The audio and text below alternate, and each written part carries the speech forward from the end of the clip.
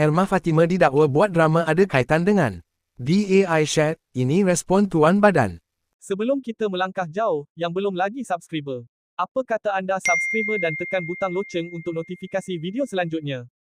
Penerbit dan pengarah terkenal, Elma Fatima menafikan dakwaan bahawa drama terbaharunya berjudul Jangan Panggil Aku Gus mempunyai kaitan dengan pendakwah selebriti DAI Chat.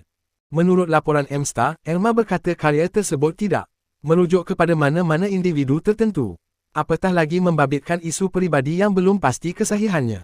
Mana ada, tiada kena-mengena dengan dia, DAI Chat pun.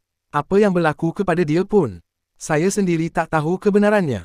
Saya tak reti nak buat benda-benda yang saya tak tahu. Saya pun tak nak menyentuh isu orang yang kita tak tahu kebenaran. Yang sebenar-benarnya, saya tidak menidakkan ataupun mengiyakan. Alhamdulillah, drama ini gabungan pelakon Malaysia dan Indonesia. Saya berharap selepas ini akan lebih banyak lagi drama atau filem yang menggabungkan artis Malaysia-Indonesia. Macam satu ketika dahulu filem Gadis Hitam Putih.